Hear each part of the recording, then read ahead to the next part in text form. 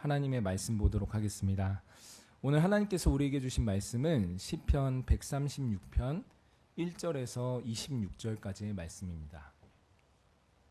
오늘 하나님께서 우리에게 주신 말씀은 시편 136편 1절부터 26절까지의 말씀입니다.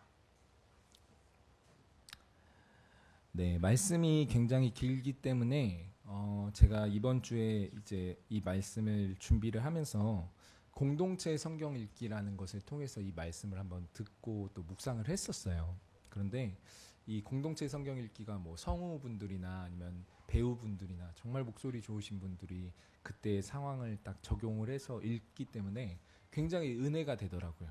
그래서 오늘은 특별히 이 시편 136편의 말씀을 공동체 성경 읽기로 함께 묵상하면서 읽도록 하겠습니다. 우리 함께 읽겠습니다. 136편.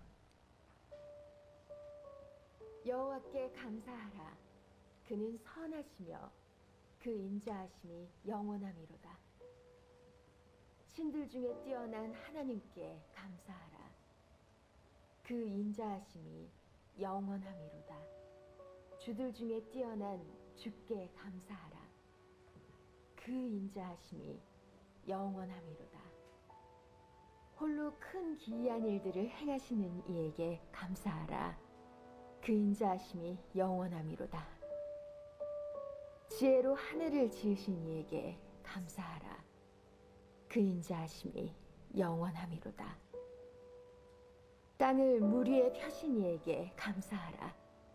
그 인자하심이 영원함이로다. 큰 빛들을 지으신 이에게 감사하라.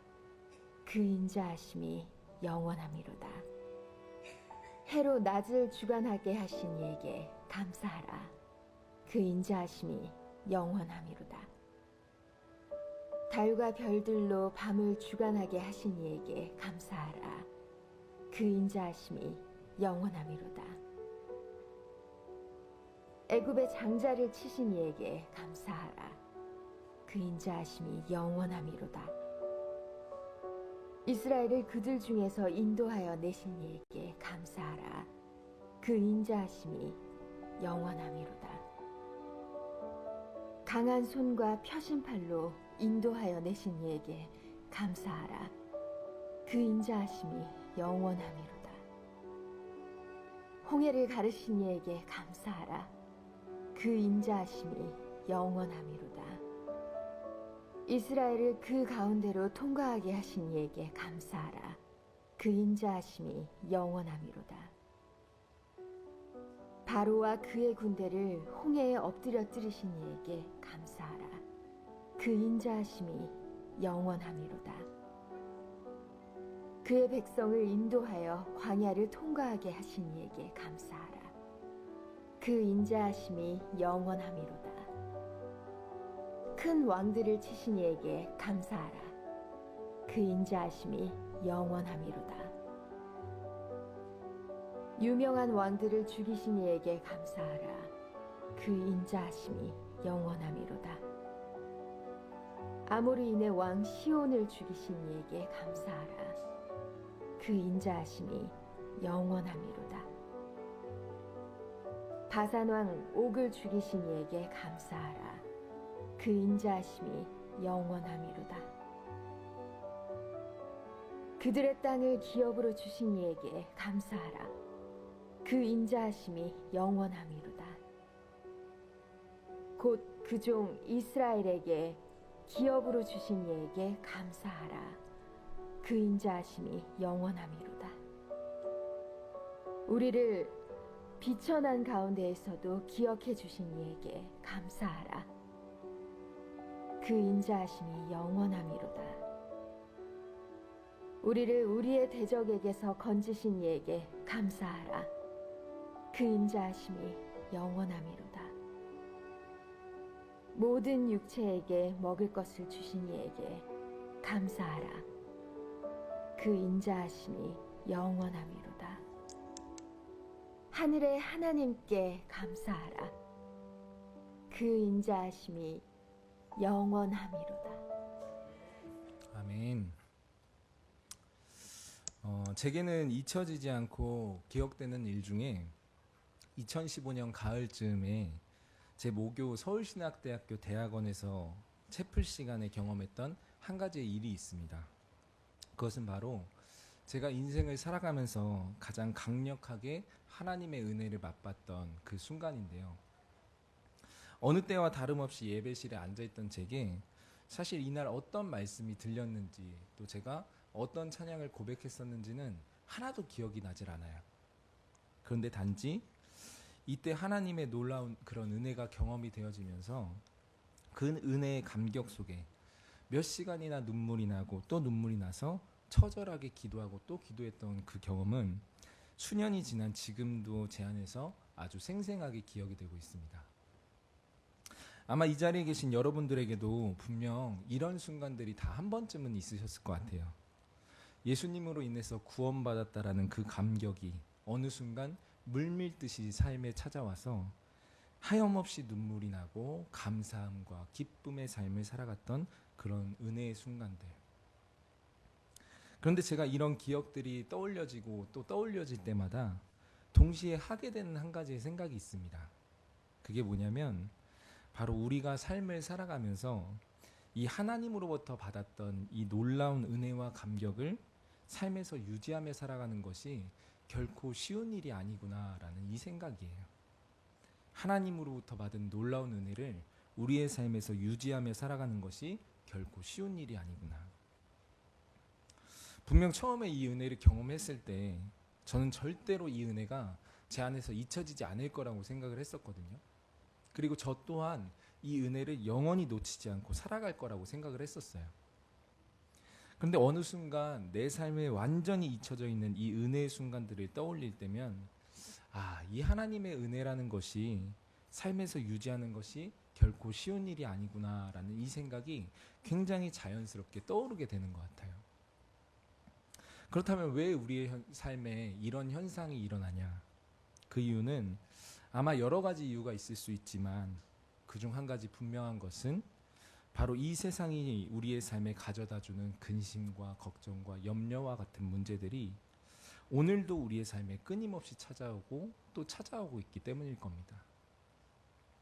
어떨 때는 질병이라는 어려움이 삶에 찾아오고 또 어떨 때는 가정의 불화가 또 어떨 때는 재정의 문제 또 어떨 때는 자녀의 문제 그리고 이런 것들이 주어지면 주어질 때마다 우리의 삶에서 느껴지는 수많은 근심과 괴로움의 문제들 여기에 억눌려 하나님의 은혜를 모조리 잊어버리고 살아가는 그런 모습들은 지금도 우리의 삶에서 날마다 경험이 되어지고 있는 것 같아요. 그러다 보니까 제 안엔 항상 이런 질문이 한 가지 계속해서 외쳐지고 있던 거예요. 그렇다면 이 하나님의 은혜를 잃어버리지 않고 오랫동안 우리의 마음속에 간직할 수 있는 방법은 없을까? 이 하나님의 은혜를 우리가 쉽게 놓치지 않기 위해서 해야 할 한 가지의 일이 있다면 그 일은 대체 무엇일까?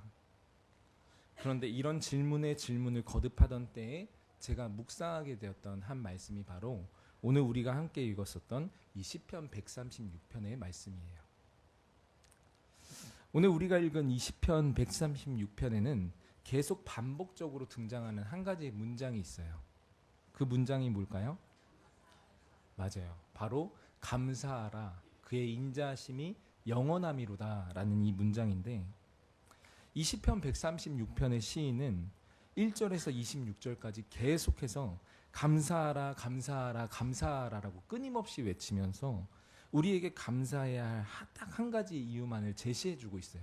그 이유가 뭐냐면 바로 여호와 하나님이 인자하시고 그분의 인자하심이 영원하기 때문이다.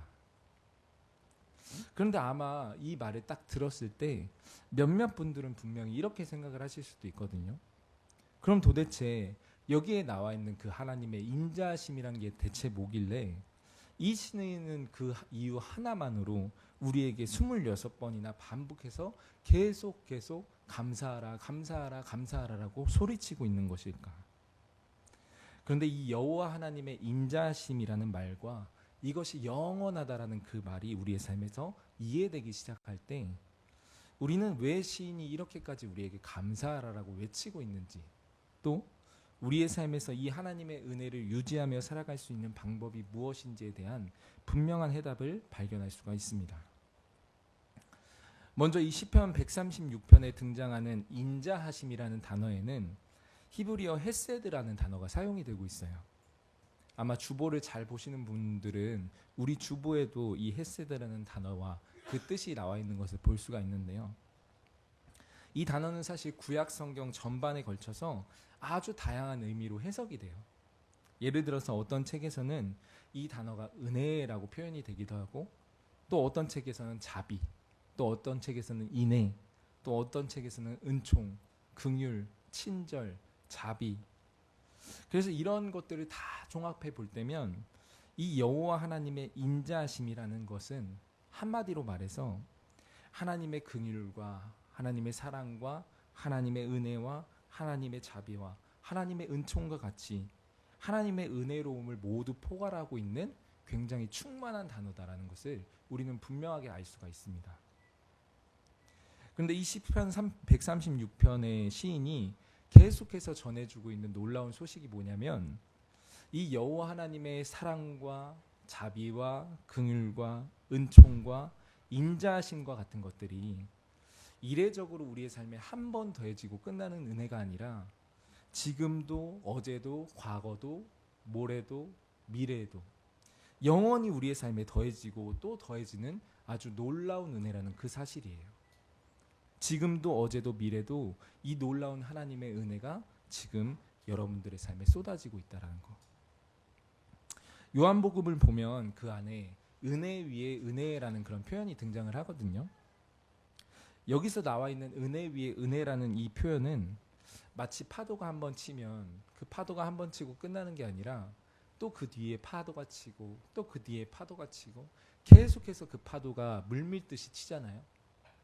근데 이것처럼 계속해서 은혜가 더해지고 또 은혜가 더해지고 또 은혜가 더해지고 또 은혜가 더해지는 그런 모습들을 표현한 말이에요.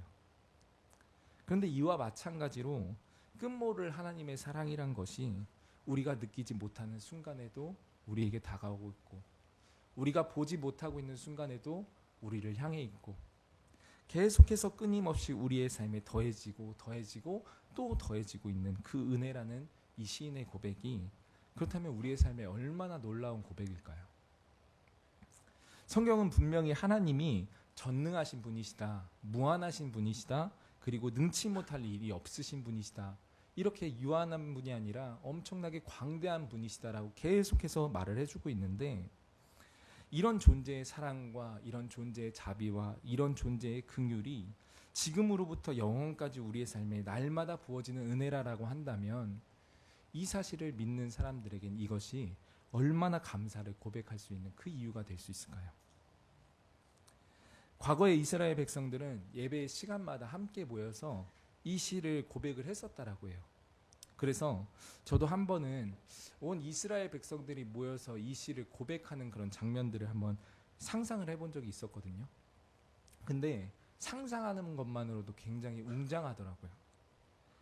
예배의 인도자가 함께 있는 청중들을 향해서 여호와께 감사하라 라고 외치면 온 회중들이 입을 모아 그는 선하시며 그 인자심이 영원함이로다 라고 고백을 하고, 또 이 인도자가 이스라엘을 그들 중에서 인도하여 내신 이에게 감사하라 라고 외치면 온 회중들이 또다시 입을 모아 그 인자심이 영원함이로다 라고 선포를 하고, 아마 26번 이러한 과정들을 계속해서 반복을 했을 때 아마 그 안에는 하나님이 어떤 분이신지에 대해서 알게 되는 사람이 있었을 거고, 또 알게 되는 그 사실을 통해서 그분의 사랑이 나를 향해 닿아 있다라는 그 사실에 우리처럼 감격스러운 눈물을 흘리며 기도하는 사람들이 그 안에서 매주 일어났을 것 같다. 저는 이런 상상을 한번 해봤습니다.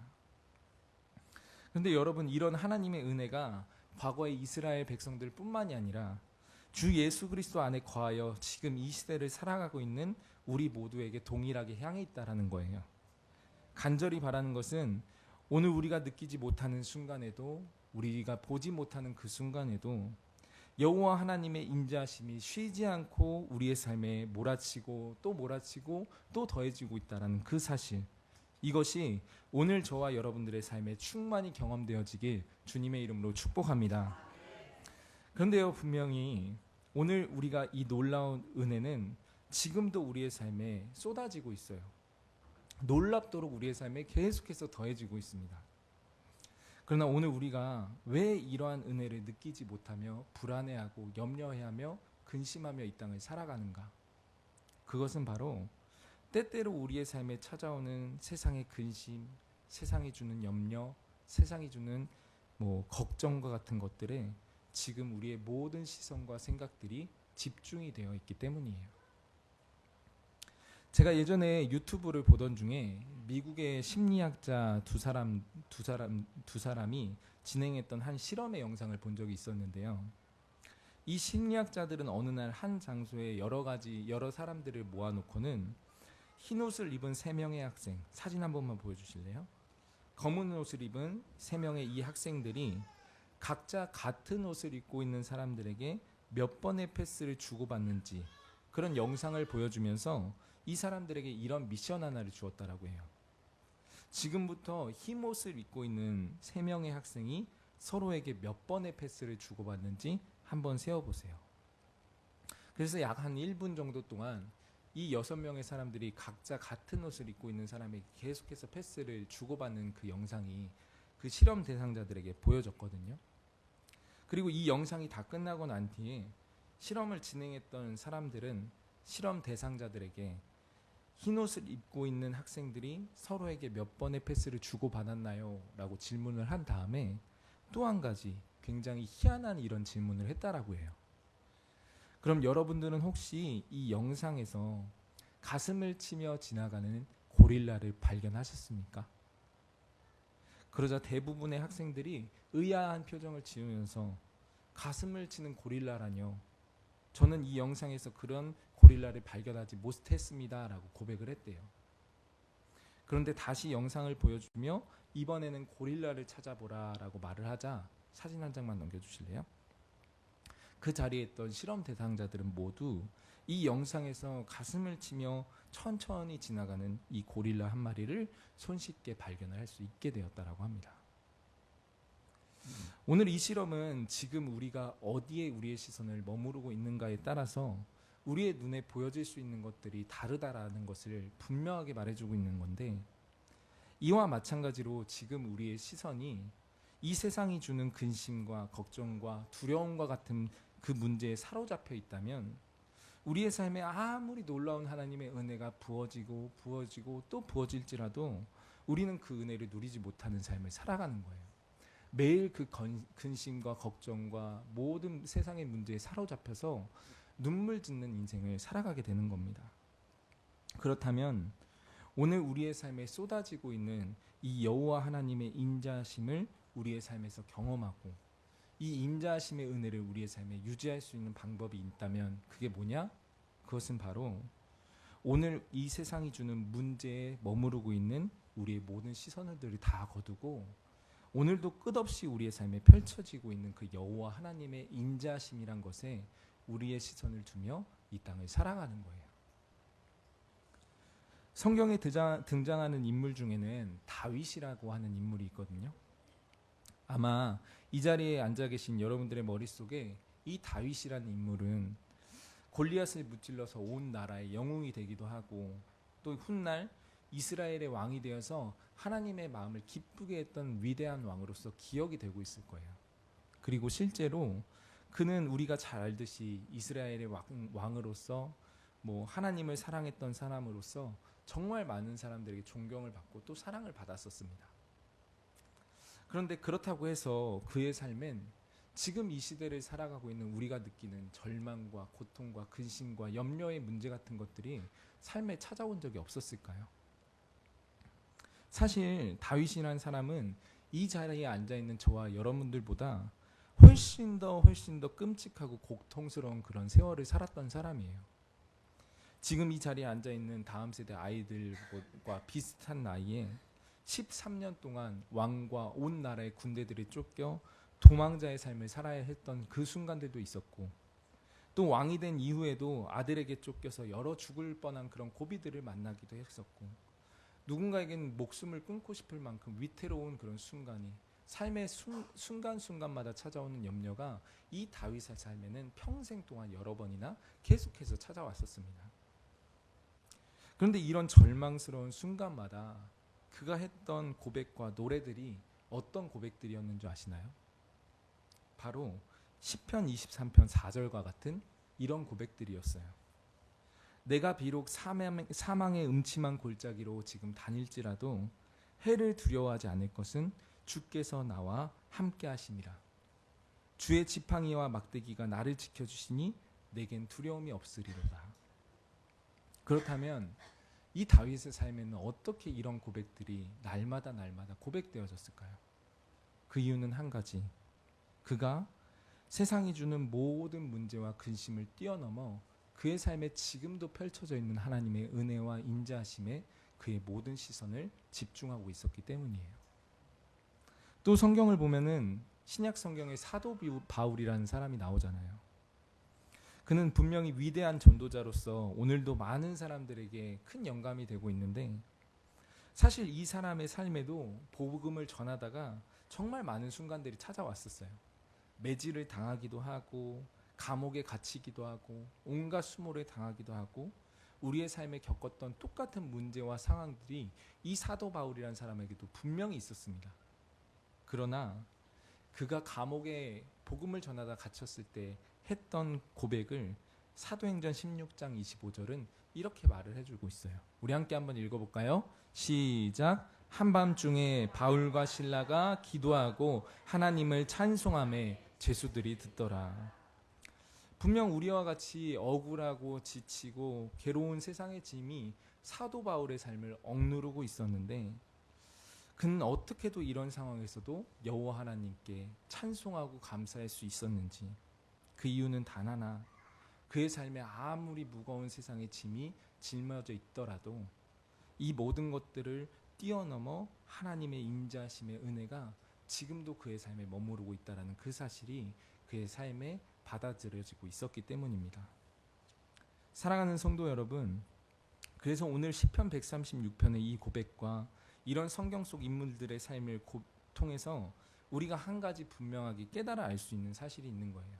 그 사실이 바로 오늘 말씀의 주제이자 결론인, 우리가 세상 근심, 걱정, 무거운 짐을 다 내려놓고 오직 우리의 삶에 지금도 끊임없이 펼쳐져 있는 그 여호와 하나님의 인자하심을 바라보기 시작할 때, 우리의 삶엔 오늘 다윗과 바울과 같이 세상이 주는 여러 가지 상황과 환경이 찾아올 때도 있지만 그 속에서도 은혜 위에 머물 수 있는 인생이 된다라고 하는 사실입니다. 마지막으로 제가 이 땅에서 이러한 삶을 살아가고 있는 한 분의 이야기를 소개드리고 또 오늘 설교를 마무리하려고 하는데요. 오늘날 많은 복음성가를 작곡한 사람 중에는 많은 분들에게 잘 알려져 있는 송명희라고 하는 시인이 있어요. 사진 한 장만 보여주실래요? 바로 이분인데요. 이분은 어머니의 뱃속에 있을 때부터 그 안에 있던 양수가 터져 임신 주차를 다 채우지도 못한 채 세상에 태어나게 되었대요. 그리고 이 과정에서 뇌에 큰 손상이 일어나다 보니까 결국에 이분은 태어나자마자 뇌성마비라는 질환을 앓고 이 땅에서 장애인으로서의 삶을 살아가게 됩니다. 그렇다면 이런 무거운 짐을 태어나서부터 짊어지고 살아가던 이 사람의 삶에는 과연 어떤 모습들이 펼쳐졌을까요? 훗날 이분이 자신의 유년 시절이 얼마나 괴로웠는지를 돌아보면서 썼던 한 글에는 이런 표현이 등장을 하고 있더라고요. 나는 7살까지 누워만 있다가 어머니의 등에 엎이면 머리가 등 뒤로 고꾸라져 허리가 빠지고 목이 꺾일 듯한 고통을 느꼈다. 그때의 고통을 지금까지도 기억해낼 수 있음은 지독한 고통이 너무나도 컸기 때문이다. 그렇다면 태어나면서부터 갖게 된 이 뇌성마비라는 질환이 이 송명이라는 사람의 삶에 얼마나 많은 근심을 가져다 줬겠어요. 얼마나 뿌리칠 수 없는 문제들을 이 시인이 안고 살아가게 했겠어요. 그런데 이처럼 무거운 삶의 짐이 머물렀던 그 삶에 어느 날 갑자기 하나님이 찾아가시고 그분의 사랑이 더해지고 그분의 인자심이 펼쳐지고 그분의 인자심을 날마다 그분이 바라보며 살아갔을 때 이분의 삶에는 아까 말씀드렸던 그런 상황적인 부분에서 어떠한 것도 나아진 것이 없었어요. 아까 말씀드렸던 뇌성마비라는 그 질환은 여전히 그녀의 삶에 머물러 있었습니다. 그러나 오늘 우리가 잘 알고 있는 나라는 찬양을 통해서 이 시인은 삶에서 변화된 이런 고백을 우리에게 들려주고 있어요.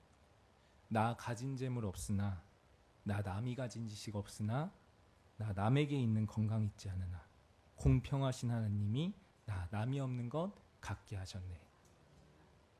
사랑하는 우리 비전교회 성도 여러분, 지금도 어쩌면 저와 여러분들의 삶에 우리의 힘으로 도저히 해결할 수 없는 그런 세상의 무거운 짐이, 근심이, 걱정이 우리의 삶을 에워싸고 우리의 삶을 무너뜨리려고 지금도 찾아오고 또 찾아오고 있을 수도 있어요.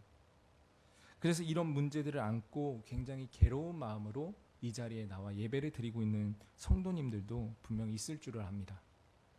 그러나 오늘 이 말씀을 통해서 하나님께서 우리의 삶에 전해주고 계신 그 말씀은 아무리 세상의 짐이 우리의 삶을 에워싸고 짓누르려고 해도 이것을 뛰어넘는 하나님의 긍휼이, 하나님의 사랑이, 하나님의 자비와 하나님의 인자와 하나님의 은총이 지금도 내일도 모레도 변함없이 우리의 삶에 부어지고 또 더해지고 있다는 그 사실이에요.